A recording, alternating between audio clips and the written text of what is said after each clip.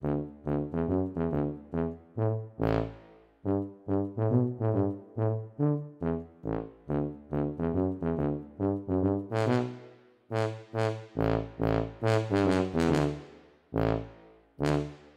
le bonjour. Alors aujourd'hui on est déjà le 21 janvier. Je vous avais promis une vidéo par semaine et j'ai pas pu vous les faire. C'est la première de l'année, il est aujourd'hui là. Donc la raison de ça c'est que Jumbe, le petit chien blanc que vous avez vu dans la dernière vidéo, mon petit shih tzu là, était en fin de vie, il était cardiaque depuis toujours et donc pendant 10 jours j'ai donné les médicaments que le vétérinaire m'avait donné pour le soulager au mieux et donc il est parti dans la nuit du 15. Donc c'est pour ça que j'avais ni trop le temps, ni vraiment le cœur à faire des vidéos, donc excusez-moi pour ça. Et maintenant, je vais essayer de rattraper tout ça. Alors pour cette première vidéo de l'année, déjà bonne année à tous ceux à qui je ne l'ai pas souhaité. Et donc je vais vous faire une espèce de liste un peu de ce que je compte vous montrer tout au long de l'année. Donc alors dans quel ordre, je ne sais pas exactement, et après ça sera en fonction des envies de chacun, puisque vous êtes nombreux à mettre des messages sur les vidéos que vous souhaitez voir. Donc il y en a beaucoup qui m'ont fait la demande des ruches de Lyens espagnoles. Donc le comparatif entre les ruches traditionnelles espagnoles et les ruches qu'on trouve notamment chez Apidroche, qui sont améliorées par rapport à l'origine. Donc je vous ferai ça dans quelques temps, ce sera certainement même la prochaine vidéo. Et donc tout ce que je compte vous parler cette année, donc on fera des vidéos sur la conduite et la fabrication et tout ça des ruches de Lyens. Donc il y a plusieurs types de ruches de Lyens.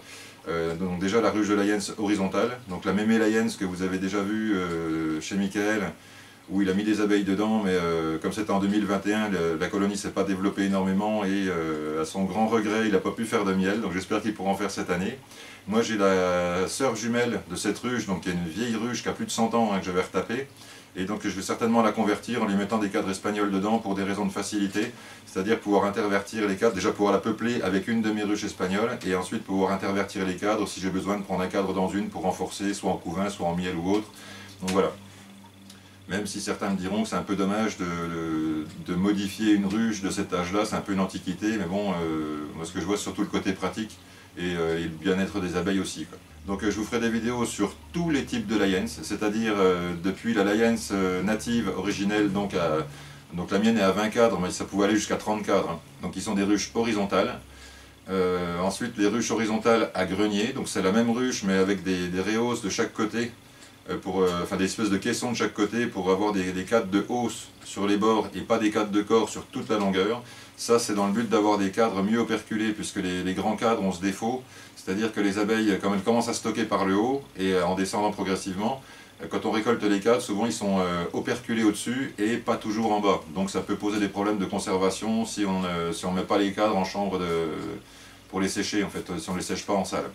Ensuite, les ruches, mes ruches divisibles que vous avez déjà vues, donc j'adore toujours les proportions de la ruche, donc la largeur et la hauteur et tout ça, parce que je trouve que c'est vraiment bien pour les abeilles, pour le développement, pour l'hivernage et tout. Les abeilles s'y sentent bien, ça leur fait un volume réduit à chauffer, du fait que le plafond est beaucoup plus petit que sur une ruche d'Adam par exemple. Mais par contre, c'est la même conduite que les varés. Et les varés, je suis pas fan, bon déjà pour le volume qui est un peu trop petit, je trouve, mais bon ça, j'avais résolu le problème justement en faisant des ruches de Lyens. De ce qui fait que 3 éléments Lyens équivalent à 4 éléments varés. Vous avez un volume qui est mieux réparti, donc ça fait moins une cheminée tout en hauteur, ça fait une ruche avec une base un peu plus grande, légèrement plus grande, et par contre un peu moins haute, et du coup ça fait des ruches plus stables. Maintenant la conduite de ces ruches, je trouve pas ça au final si bien que ça, donc les barrettes déjà ça je vais arrêter parce que c'est vraiment, je trouve que c'est la croix et la bannière pour ouvrir les ruches. Alors si on n'a qu'une ruche ou deux ça va, mais si vous avez beaucoup de ruches à vous occuper, si vous avez que des Lyens divisibles ou des varés avec des barrettes, quand c'est collé de partout et en bas et tout on englue les abeilles, enfin faut tout découper avec un petit outil pour être sûr de sortir les cadres proprement. Il faut passer un fil de fer en dessous pour décoller les barrettes, enfin les rayons des barrettes du bas, enfin je trouve que c'est un peu la galère, donc ça je vais arrêter et remplacer par des cadres. Maintenant, remplacer par des cadres, ce qui me dérange, c'est que pour l'hiver, si elles sont sur, mettons, 2 éléments, il va y avoir un grand passage, ce qu'on appelle bizarrement le passage de la mort sur les ruches divisibles, c'est-à-dire l'épaisseur de la barre supérieure du cadre de l'élément du bas, plus l'épaisseur du bas du cadre de l'élément du haut, et l'espace entre les deux, ça vous fait entre 4 et 5 cm de vide, donc où il n'y a pas de miel, où il n'y a pas d'alvéole, où il n'y a rien, et donc les abeilles, si la colonie est petite, elle aura peut-être du mal à passer d'un élément à l'autre, et donc autrement dit, elles peuvent mourir de faim dans l'élément du bas en ayant plein de miel au-dessus. Donc ça c'est, alors c'est pas général, hein, c'est pas à tous les coups que ça se passe comme ça, mais si vous avez une colonie qui est relativement faible, ça peut éventuellement se passer comme ça. Donc pour résoudre ça, je vais les transformer certainement en pastorales. Donc pour garder le format carré à 34,5 par 34,5 à l'intérieur, donc un format carré un petit peu en hauteur. Et donc je mettrai, à la place de mettre des barrettes sur deux éléments, j'enlèverai les deux couches de barrettes et à la place je mettrai des grands cadres Lions espagnols. Et au-dessus je mettrai un élément avec des cadres Lions de hausse. Donc soit je mettrai 9 cadres pour faire une extension de couvain, et moi je les mettrai parallèles au cadre du bas, donc dans le même alignement. Par contre, si je veux faire du miel, comme je ne mets pas de grille à reine, alors c'est pareil, hein, vous savez que moi je ne mets pas de grille à reine, mais c'est parce que ça me convient à moi comme ça. Maintenant il y a des gens qui mettent des grilles à reine, il n'y a pas de souci avec ça. Je pourrais les mettre perpendiculaires, comme j'ai fait avec mes ruches d'Adam 12, puisque c'est carré aussi, sauf que là c'est 45 par 45. Et donc je trouve que les rennes montent beaucoup moins pondre dans les hausses quand les cadres sont perpendiculaires.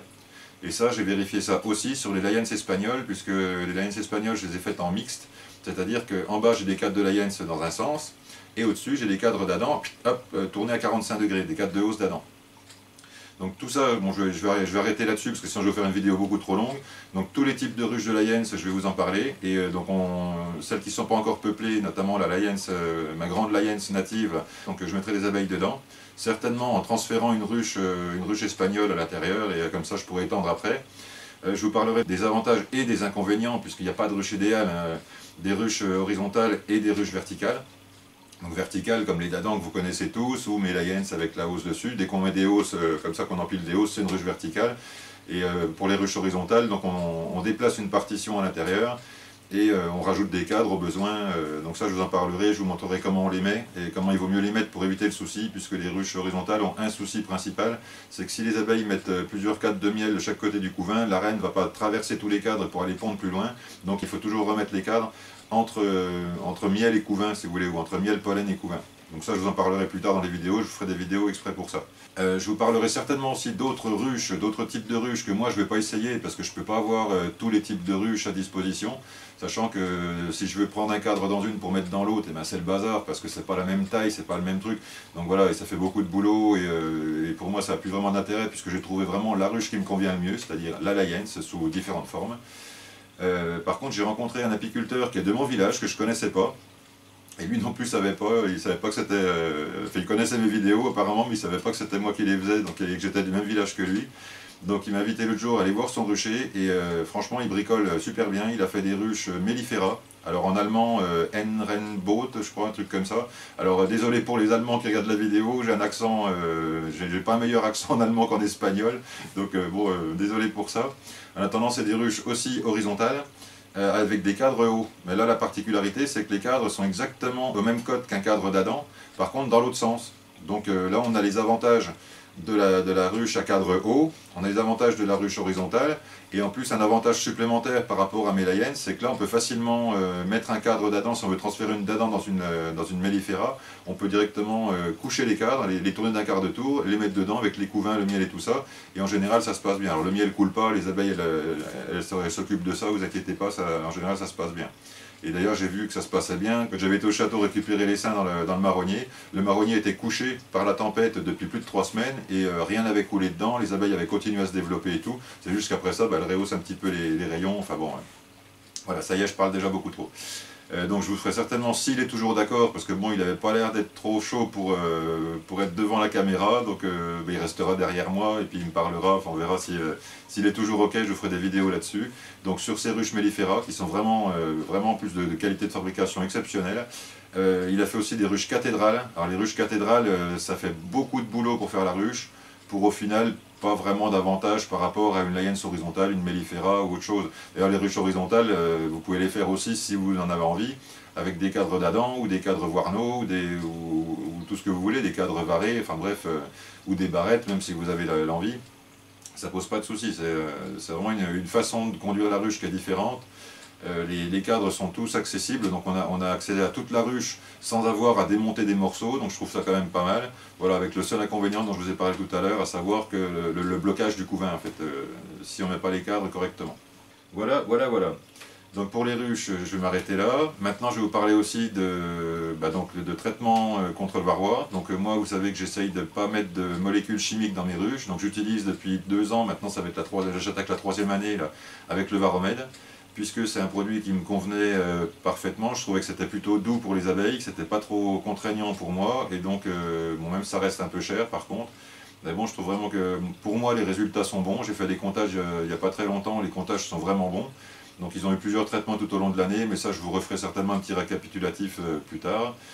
J'ai eu vent que certaines personnes ayant traité au Varromed, pour eux ça n'a pas marché du tout.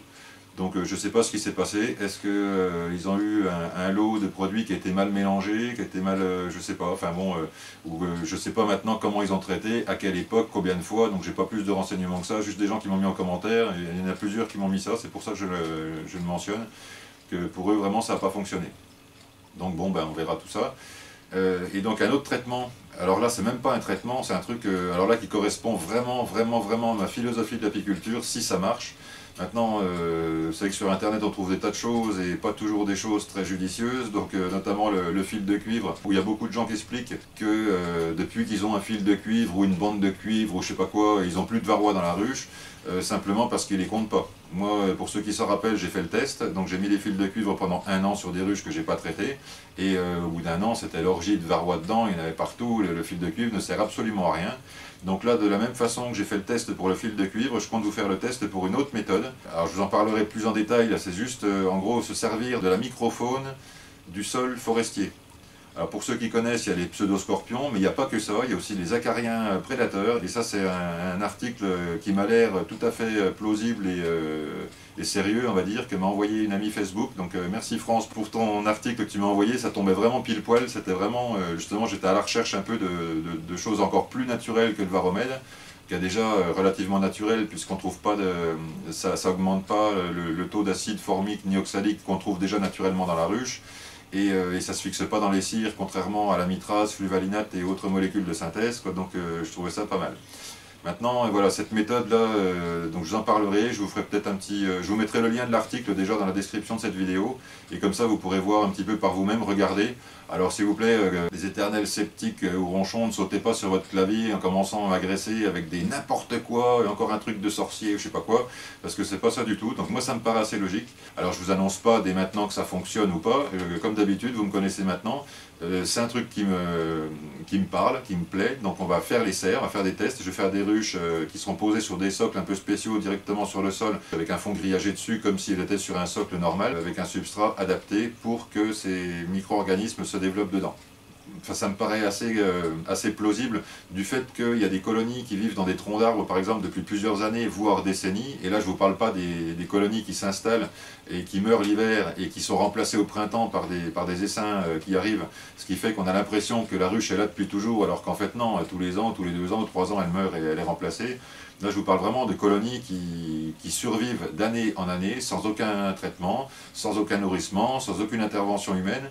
Et donc qu'est-ce qui fait que ces colonies-là survivent? Il y a bien une raison à ça et on va essayer d'étudier ça de près. Donc je vous parlerai de tout, de tout ce qu'on peut trouver en microfaune et également en mycélium et tout ça, dont les abeilles se servent comme antibiotiques apparemment, mais ça je creuserai un peu plus la question avant de nous en parler. Alors j'ai noté sur mon cahier, parce que sinon je vais oublier la moitié des choses. Cette vidéo, ça fait 3 fois que j'essaye de vous la faire, et à chaque fois, soit elle est beaucoup trop longue, ou alors j'oublie la moitié des choses. Donc évidemment, je vous parlerai du frelon asiatique. Donc je vous ferai des tutos pour les pièges sélectifs. Je vous l'ai promis déjà l'an dernier, mais comme il n'y a pas eu de frelon en 2021 quasiment chez nous, j'ai pas fait grand chose au niveau du frelon asiatique, donc je vais me rattraper cette année. Donc je vous ferai des tutos pour les pièges sélectifs, pour les planches Norma. Qui seront pas modifiés par rapport à ce que j'ai fait la dernière fois, peut-être à part avec une face vitrée en dessous, enfin avec un plexiglas en dessous pour que la lumière puisse rentrer, puisque le fils donc, de la personne qui a inventé la planche Norma m'a dit que c'était important que la lumière rentre dedans. Donc je veux bien le croire, puisqu'il est bien placé pour le savoir. Donc je ferai des tests avec ou sans plexiglas et puis on verra ce que ça donne. Pour ce qui est du piège à bec de Fernando, alors là, alors je suis désolé parce que j'ai quelqu'un qui m'a envoyé même des vidéos et tout, c'est quelqu'un avec qui je parle pourtant assez régulièrement, enfin de temps en temps, et il m'a envoyé lui une vidéo, il a fait les pièges à bec de Fernando, mais inversés. C'est-à-dire que le grillage, au lieu d'être dans ce sens-là, avec les abeilles qui essayent de sortir comme ça et donc qu'on les patte dans le vide, j'avais résolu un peu le problème en mettant des petites barrettes dedans pour qu'elles puissent s'appuyer et tout. Et lui, il a vu encore plus simple et il était plus loin, si vous voulez, dans la démarche, et il a mis le grillage dans l'autre sens.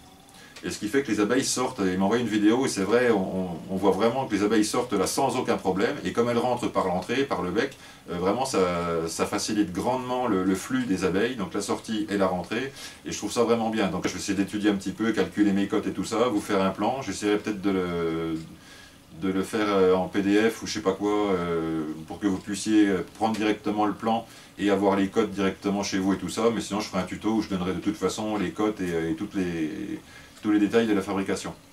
Ensuite, donc si j'ai des nids à faire, évidemment j'irai détruire des nids, donc avec des méthodes pareilles le plus doux possible. Donc là vous m'avez vu cette année faire un nid avec l'histoire du coton et de l'essence. Bon, il y a eu quelques péripéties, j'ai un peu crevé le nid et tout ça, il a fallu que je me débrouille autrement, mais ça s'est quand même bien passé. Donc ça, s'il y a d'autres nids comme ça, on le fera certainement, donc avec cette méthode là et avec d'autres méthodes qui n'utilisent pas de poudre insecticide. Je trouve que c'est important de ne pas empoisonner les nids et de pouvoir ensuite laisser les larves à disposition des prédateurs pour que les prédateurs s'habituent à manger les larves de frelons asiatiques, qu'ils arrivent à détecter les nids, après ça qu'ils s'y attaquent dès qu'ils en voient, et je pense que c'est comme ça qu'on va s'en sortir et pas en empoisonnant en même temps que les nids tous les prédateurs qui sont autour. Après ça reste mon avis, donc les désinsectiseurs, vous ne vous sentez pas agressé, Étienne reste tranquille, il n'y a pas de souci, chacun fait comme il peut avec les moyens qu'il a, et voilà, l'essentiel c'est de détruire les nids de frelons asiatiques au maximum. Maintenant, moi je vais essayer comme à mon habitude de faire un petit peu des recherches, et vous savez que j'essaye toujours de faire un peu différemment des autres, alors c'est pas pour... c'est pas par esprit de contradiction ou autre, c'est juste que je me dis qu'il y a toujours moyen d'améliorer les choses, et en partant d'une base connue, et trouver les petits trucs qui vont pas, essayer d'améliorer ça si on peut, et voilà, et faire des tests, des expériences, et vous le partagez comme d'habitude. Ensuite, au sujet des mini-plus, donc je vous avais promis des tutos sur les mini-plus, donc je compte bien les faire. Je vous montrerai aussi une vidéo où j'ai eu quelques petites mésaventures avec mes mini-plus en polystyrène, donc ça je vous la ferai certainement dans pas longtemps. Le polystyrène, au début j'étais pas trop pour parce que ça reste du plastique et moi le plastique je suis pas très fan. Maintenant c'est vrai que les mini-plus en polystyrène, les abeilles se développent plus rapidement dedans du fait qu'il y a 2 degrés d'écart de température à l'intérieur, et les abeilles arrivent mieux à réguler la température dans une ruchette en polystyrène que dans une ruche en bois. Donc ça présente un petit avantage. Par contre l'hiver, il y a le problème que les oiseaux s'y attaquent. Donc je vous montrerai ça.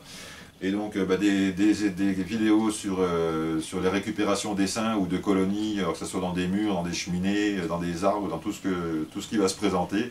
Parce que j'essaye de récupérer vraiment toutes les colonies. Alors c'est pas rentable pour moi si vous voulez, parce que quand je passe 8 ou 9 heures à récupérer une colonie qui au final n'est pas très bonne, voilà, mais je fais pas ça pour l'argent, je fais ça vraiment pour essayer de sauvegarder les abeilles au maximum et surtout avoir une diversité génétique au niveau de mes abeilles. Contrairement à d'autres qui essayent d'avoir des souches de plus en plus pures, d'abeilles super sélectionnées et tout. Moi je fais tout à fait l'inverse, et donc je vous en parlerai aussi. Et donc je vous ferai des vidéos un petit peu sur ma philosophie apicole, si vous voulez, ce que je pense des souches d'abeilles qu'on peut mettre dans les ruches ou qu'on devrait mettre dans les ruches, ou en tout cas avec mon avis à moi. Et à chaque fois, voilà, si je vous donne mon avis, ça ne veut pas dire que tous les autres sont des cons, qu'on soit bien d'accord. Chacun fait avec ses convictions, chacun fait ses expériences, et voilà, le tout c'est qu'on discute tous, qu'on échange des choses, et que comme ça on enrichit un petit peu notre connaissance apicole, et tout le monde s'en porte mieux, et les abeilles y compris. Voilà. Donc ensuite, j'ai mentionné la dernière fois dans la dernière vidéo que je m'étais remis à la culture de champignons. Donc vous avez été plusieurs à me demander des vidéos sur les champignons, donc j'en ferai certainement. Par contre, là je suis vraiment débutant, autant pour l'apiculture, bon j'ai quand même quelques années derrière. Là pour les champignons je suis débutant, donc j'attends vraiment de maîtriser toutes les étapes. Pour l'instant j'ai encore des problèmes de moisissure dans mes sacs à coloniser et tout ça. Donc bon, j'attends vraiment de trouver les meilleures solutions pour faire une culture de champignons qui soit simple et accessible à tous. Et quand j'aurai vraiment trouvé tous les trucs, je vous ferai des vidéos. Alors je ferai peut-être des vidéos déjà pour vous montrer un petit peu ce que ça donne et tout ça. Je vous donnerai peut-être des tuyaux aussi comme ça, mais vraiment je peux pas vous apprendre, si vous voulez, à cultiver les champignons, parce que pour l'instant j'en suis qu'au début, et ça serait bien prétentieux de ma part de vouloir jouer au prof de culture de champignons. Voilà. Qu'est-ce que j'ai oublié sinon Oui, puis bien sûr, alors ça je vous avais promis de les faire, vous avez été nombreux à me demander aussi les vidéos avec ma caméra de chasse que je pose à des endroits stratégiques pour voir quels animaux sauvages viennent à tel endroit, à quel moment et tout. Donc ça c'est intéressant, mais vraiment j'ai pas trop eu le temps de m'en occuper, et j'ai surtout un problème avec ma caméra qui mange énormément de piles, donc je vais résoudre le problème en commandant des piles au lithium qui durent beaucoup plus longtemps. Et enfin, en fait, c'est pas des piles, c'est des batteries. Et là, on va augmenter largement la durée de vie des piles. Et comme elles sont rechargeables, je pourrais les recharger. Donc ça m'évitera d'avoir tout un tas de piles à balancer à chaque fois que j'utilise la caméra. Parce que ça me dérange un peu. À chaque fois, acheter 8 piles, déjà, bah, ça coûte un peu de sous.